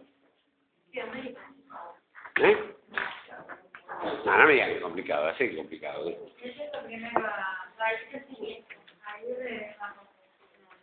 ¿Cómo? Ah, no. Absolutamente. Primero que Aguirre es un historiador de arte. O sea, es historiador de arte y no es un filósofo, digamos, básicamente. Y Kusch es un tipo de la filosofía, que encima tiene la desgracia de ser antropólogo. Digamos, y tiene la desgracia de escribir esto en distintos tiempos. No es que lo escribe en un escritorio tranquilito como lo escribió Aguirre. Es cierto, digamos, ojo, no es un tema menor. El tipo pudo reflexionar y lo está escribiendo en distintos tiempos, ¿no? Digamos, pero Kusch, en todo este texto de anotaciones, que ustedes lo van a poder inclusive comprender muy bien, digamos, prácticamente lo dije, lean América Parda, digamos, en América qué, digamos, que es un poquitito, prácticamente un compendio, ¿no es cierto?, de todo esto. Pero acá es lo que hay, acá plantea, por ejemplo, ¿cuál es el problema del arte en América? Vamos a ver la guía que yo le mandé. El problema del arte empieza. La angustia original que sostiene lo perfecto. Preferencia europea que prefiere lo hecho a lo amorfo. Esa es la guía, ¿eh? Estoy leyendo la guía. No anoten porque la tienen, tío, supuestamente. Lo vital por debajo de lo social. Vamos a explicar esto. El arte surge de un miedo original que cuestiona lo amorfo. El arte europeo, por supuesto. Sí. La búsqueda de amparo. Lo vital es... O va de la llanura a la meseta. Claro, va de la llanura a la meseta. La estética, lo vital, es lo tenebroso frente a lo social. Lo vital es lo tenebroso frente a lo social. Ahí está mal, pero corrijo. La estética de lo tenebroso valorizar el producto sobre la génesis, o sea, sobre la producción. O sea, el producto... Ahí tiene que ver con Ticio Escobar también, donde de pronto aparece el artesanado, ¿no es cierto? Claro. El producto final, alejado del hombre, alejado de las necesidades, alejado del interés, recuerdan todo esto, o sea, el hombre no está interesado, la belleza no es sujeto de interés, la belleza está alejado del interés del hombre. Y sobre todo, para estar alejado del interés, está alejado de la necesidad. Claro. ¿Qué es estar alejado de la necesidad? Que yo necesito la cosa, digamos, no necesito el cuadro, digamos, ¿no es cierto? Ese es un tema, pero eso me va a pasar con el burgués ilustrado, no va a pasar al campesino. Además tiene que ser inútil. Claro, arte es un arte de producción para Europa, no de creación, y es una estética fallida. El acto artístico implica una polaridad, aparece acá en el concepto de dualidad. Toda América es una dualidad. Va manejando el arte como transición de lo tenebroso hacia la luz. Acá aparece América de nuevo. ¿Qué es lo americano? El indígena desaparece desde el descubrimiento y todo lo que no es otra cosa que la occidentalización, que lo transforma en occidental. La impresión inmediata del arte indígena es el de monstruosidad y el sentido estético de la monstruosidad indígena. Estos son los puntos un poco para ir siguiendo, ¿no? Del texto de... Discúlpame, una pregunta. Sí. Tenebroso y siniestro es lo mismo. Es lo mismo. No tiene no tiene, digamos, por eso también a veces tenebroso, siniestro, digamos, toda la línea de sinónimos que da, inclusive Aguirre, son válidos, ¿no es cierto? Tenebroso, siniestro, lo imperfecto, ¿no es cierto? Dice amorfo. Dice, el problema del arte en América Latina es el problema de su vida política, social y económica. Acá hay un punto central en todo esto para entender el texto de Kusch, porque si lo vemos como un texto nada más que de arte o de filosofía estética, estamos mal, digamos. Él está planteando acá que el problema del arte, dice, es un problema de su vida política, social y económica. O sea, ya está planteando un tema que me Vos parece... habías dicho en otro momento que justamente lo que plantea que la filosofía o el arte en situación, en lugar. Por lo tanto, es su relación con lo social que pasa en el lugar, ¿no? Exacto. Claro. Lo que pasa que también es un reflejo de poderes, de los poderes del momento. Si nosotros tenemos un arte romántico, como yo les comenté, digamos, que en un diario muy conocido de la oligarquía, digamos, una señora, Arteaga se llama, planteaba que el arte lo trajo a la aristocracia. El arte apareció en Argentina cuando lo trajo a la aristocracia, que le sobraba parte de su generosidad con las cosas, obras de arte que compraba en Europa, armó con sus donaciones los distintos museos, y a partir de ahí aparece el arte. Digamos, es una visión de poder, obviamente. Es una visión sustentada desde lo social del poder, en ese sentido. La cuestión es que nosotros estamos tratando de buscar también una visión desde otro sentido, estamos tratando de una búsqueda de la verdad. Y de pronto de buscar, y bueno, ¿qué pasa? Porque, digamos, como dice Ticio Escobar también, ojo, nosotros acá teorizamos mucho sobre lo amorfo, sobre lo tenebroso, lo lindo, lo siniestro, pero digamos, cuando vamos a los bifes, digamos, de alguna forma la preferencia de lo clásico vuelve a emerger, ¿no es cierto? Ese es un punto, digamos, donde la otredad aparece, y de pronto nuestra seguridad sigue siendo europea, o sea que es algo que, esta identidad, como dice ella, ¿qué somos nosotros? Es una construcción que recién está empezando a validarse. Pero, mira, ¿y por qué es aceptada mundialmente, digamos, la razón ¿Quién te dijo? que lo y Yo, por ejemplo, es más aceptado? Está bien. Bueno, Sí, porque ahí digo, la tecnología, todo esto. pues ahí está al lado, digamos, como una dominación. Pero digamos, la tecnología en el mundo occidental y lo que nos toca a nosotros es algo de la cual no vamos a poder evadir jamás. ¿Cierto? Sí, no, tampoco. A no ser que empiecen a tirar cohetes por todo eso, a todo el demonio, cosa que tampoco. Los hindúes tampoco. Hay algo está pasando, digamos. Algo Eso pasa. es lo que te digo. Algo Es pasa. como que está mundialmente aceptándose. Sí, bueno, Va la técnica a la sí. inversa de lo que está Vamos a pasando. ver. Para mí la técnica. Vamos a ver. Vamos a ver. La técnica como pensamiento articulador de la razón. Ese es el punto. Que son dos cosas distintas. Sí. Digamos, porque en el bajo imperio egipcio, 2000 y pico de años antes de Cristo, cuando hicieron las pirámides, había técnica, ¿no? Había técnica, pero había un dios Ra, que era, aparte de todos los dioses del sol, ¿no? Que Quetzalcóatl también es el sol, ¿no es cierto? Sí. Es decir, siempre aparece. En Tenochtitlán, digamos, había técnica. Pero aparte había técnica y además aparte había sistemas de riego increíbles, ¿no es cierto? Unas cosas que no se lo puede explicar hoy mismo. La astronomía, la medicina, o sea, había elementos, pero digamos, tenían un mundo mítico, distinto, y otra cosa. Funcionaba en otro sentido. Nuestra presunción y nuestra, digamos, omnipotencia nos daba a tratar de explicar lo inexplicable. Y el tema es que tenemos que parar, tenemos que saber que hay cosas que no se tienen explicación. Y es lo que planteamos, de alguna forma, la apertura al misterio, ¿no? O sea, es decir, estamos ante la apertura al misterio. Estaba con la técnica. Claro, la técnica, digamos, nos domina desde el momento en que, digamos, Aristóteles plantea cómo el hombre se mueve entre las cosas y se deja de hacer la pregunta por el ser del hombre, que se hacía Platón. Parece muy elemental, o parece muy primario este pensamiento, pero es así. Digamos, o sea, de pronto ya el hombre deja de existir porque parece la técnica como una necesidad. Y la técnica, digo yo, no lo dice otro, digamos, puede ser que no, tiene que ver con los sistemas de acumulación de capital. Digamos, cuando empieza la acumulación de capital, aparece el tema de la técnica imponiéndose, como un sistema general. Aparece la patria potestad, digamos, que le da estructura justamente, digamos, a todo esto, digamos, a los romanos, y toda esta cuestión. Pero lo que se preocupa a Kusch, en este caso, nada más que Kusch, es el tema de la estética de lo tenebroso y la estética del americano. Plantea lo formal contra lo amorfo del americano. ¿Qué es lo amorfo del americano? Aquello que no privilegia la forma, ni privilegia la simetría, digamos, porque uno parece simetrías, pero las simetrías son dualidades contrapuestas, o sea, son oposiciones. Lo simétrico en América son lo opuesto, digamos, no es una guarda, digamos, lo simétrico en América es luna y sol, vida y muerte, ¿no? Son todas las cosas que son opuestas básicamente, aparece la dualidad, ¿no es cierto? Y aparece el agua, lo acuático, básicamente, digamos, lo acuático, inclusive con atributos lo acuático de lo femenino, básicamente. Que todo aparece, la dualidad es acuática, o sea, es el agua, es decir, el hombre se reproduce en un medio acuoso, digamos, nace en un medio acuoso, digamos, el útero materno es un medio acuoso, digamos, y vive con eso.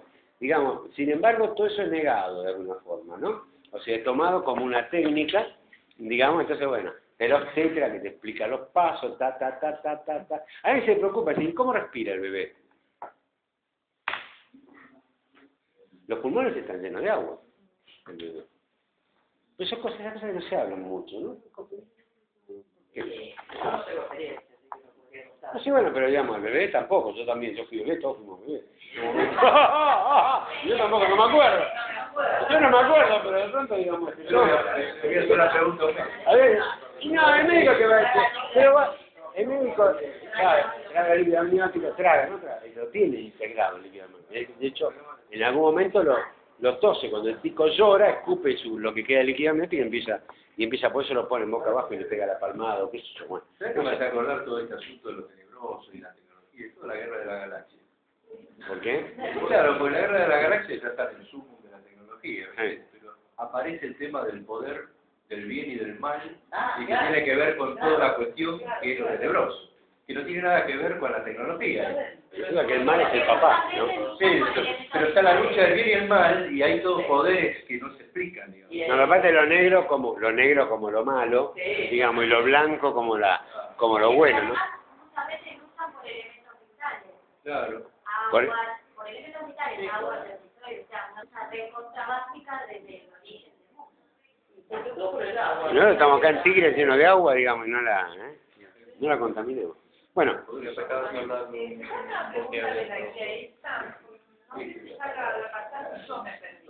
Hay un tema que dice, ¿qué es una estética fallida? bueno, eso lo está planteando, digamos, Que la guía de curso. la guía de Kusch. Y esto lo plantea, digamos, Rodolfo Kusch, digamos, donde, por ejemplo, planteamos, a ver, ¿dónde está el tema de la estética fallida? Te lo marco. estética de lo tenebroso. Estética de lo tenebroso, claro. Pasando la mitad. Estética del Sí, espacio. sí. Espera un segundito que lo voy a la parte. La humanidad indígena. No, está bien. Digamos, la estética fallida es la estética europea. Digamos, básicamente la estética europea. Pero donde dice, el arte su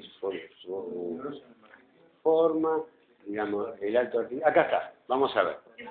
La estética tenebrosa, la página 2. Digamos, cuando habla de la estética...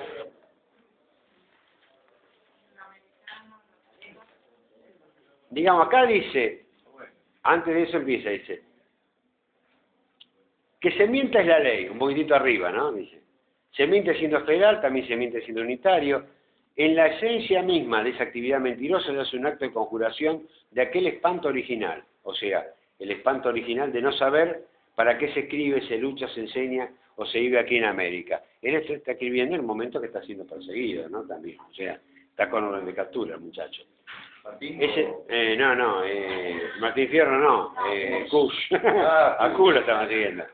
Es el amargo estar de más o de menos en un grupo humano que se desvive únicamente por aglutinarse, buscando al amparo sin saber ante qué. O sea, está diciendo como la confusión del burgués.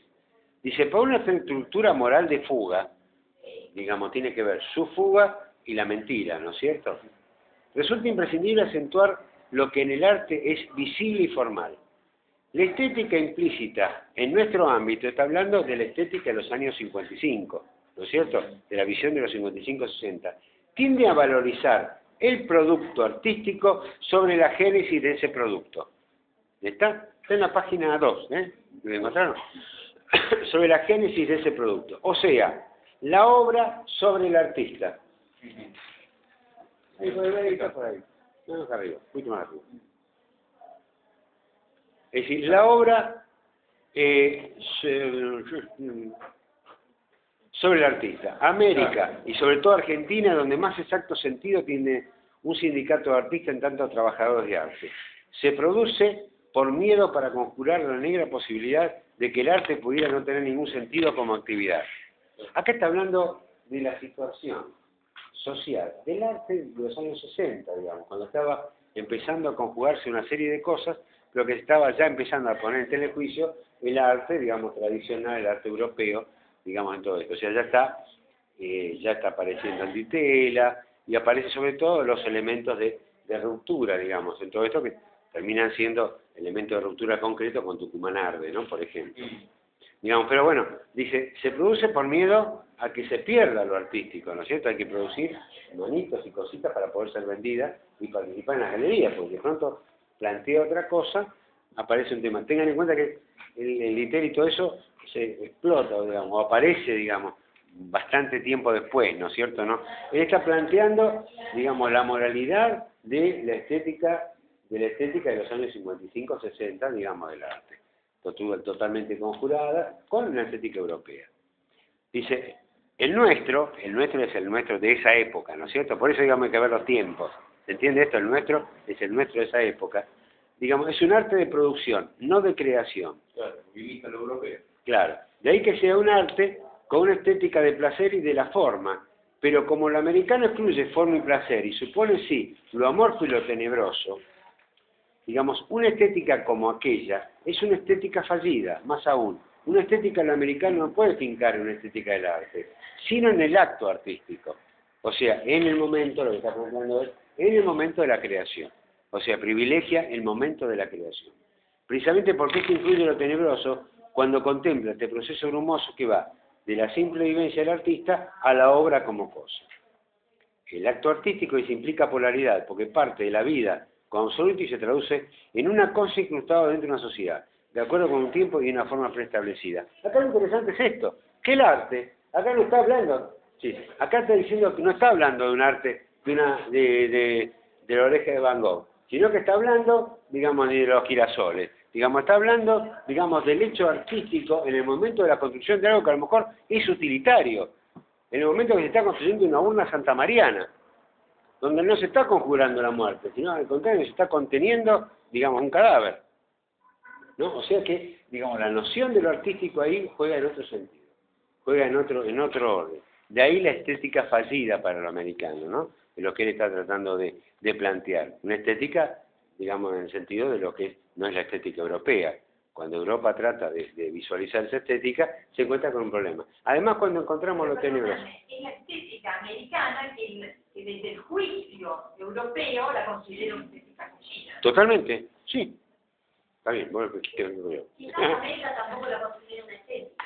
¿Cómo? Quizás América tampoco lo considera una estética, porque ni siquiera hace una reflexión Es acerca que no de existe eso. la estética. Lo hace. Bueno, es que la estética es un invento europeo, muchachos. La estética, el concepto de estética es un concepto que viene de Baumgarten, Hutchinson, Burke y Kant, digamos, donde plantea el tema de la estética, o sea, la estética europea. De pronto nosotros nos estamos moviendo con esos patrones. ¿Con qué arrancamos? Con Ticio Escobar, que planteaba justamente eso, ¿no? O sea, acá estamos jugando en ese territorio, ¿no? Yo sé que es un texto, digamos, que a veces genera, digamos, pero aparece de nuevo el tema de lo vital, ¿no es cierto? Dice, el arte se vuelca con violencia, como venciendo una existencia, claro. Lo vital es lo tenebroso frente a lo social. Exactamente. La página 2. Sí, sí. Dice, más aún, no se trata solamente de una conciliación mecánica, por lo que lo vital se funda en lo normal. Hay en el proceso de arte como acto superación de una falla esencial en lo humano, por lo que el arte es una solución para el aspecto fallido de la existencia, precisamente aquel por el cual la vida y la inteligencia se oponen. Pero también ocurre con el instinto y razón, individuo y sociedad. Es una oposición por contradicción. Es en lo más hondo, es un triunfo de lo estático sobre lo dinámico, del signo sobre lo signado. Acá está hablando, digamos, de la antedientación, un proceso general del humano, porque subsume al mundo vital, al mundo intelectual, para fijar y contener. Es decir, acá está hablando de la estética europea, ¿eh? ¿Está claro? Digamos, de cómo se conforma y cómo se confunde la estética europea, en el sentido de control, de dominación. Está en la página 2. Abajo. ¿Está? Digamos. Entonces, pues, bueno, al menos... Suma lo tenebroso. Claro. En este sentido, lo vital es lo tenebroso frente a lo social. El complejo vital, expresado por Goethe en Fausto, era vivido por una sociedad burguesa de su época como algo tenebroso. O sea, no solo es lo americano lo tenebroso, sino aquello también que surge, digamos, para la misma Europa, ¿no es cierto? Digamos, o sea que de pronto Europa tiene esa duda sobre lo tenebroso, ¿no es cierto? O sea, tiene la misma duda. No tiene, de pronto hay una otredad interna, porque Europa también genera otredades internas. Digamos, Hegel mismo es el que habla de distintas situaciones y posicionamientos, digamos, en la misma Europa. No es lo mismo la Europa escandinava, la Europa de Prusia Oriental del norte, digamos, que la Italia siciliana. Ni Cartago, Cartagena de India, que es el puerto más septentrional de España, digamos que es África. Digamos, no es lo mismo. No es lo mismo España que Bélgica o Dinamarca, ¿no? Digamos, son dos cosas totalmente distintas. De hecho, no es casual que la irrupción de lo vital aparece desde la muerte con Goya, en el romanticismo, que es una ruptura justamente en el romanticismo, ¿cierto? Digamos, bueno, estos textos son para leerlos tranquilamente. Orienta bastante la lectura, me parece, del teórico, ya de la ficha, digamos, léanla y vayan machándose. La ficha 2, sí. Digamos, porque prácticamente trabaja nada más que sobre la estética de lo americano, sobre este trabajo de curso. Y yo el sábado, viernes y sábado, si no, algunos tienen mi teléfono también, digamos, mi correo, me mandan correo. Todavía no me llegó el material, yo sí. Sábado después de las 6 de la tarde, pues yo hasta las 6 de la tarde quedando clase, hasta las 4 quedando clase, así que a las 6 vuelvo a casa. Así que ahí, pum, mando le mando algunas orientaciones para el departamento. ¿De acuerdo?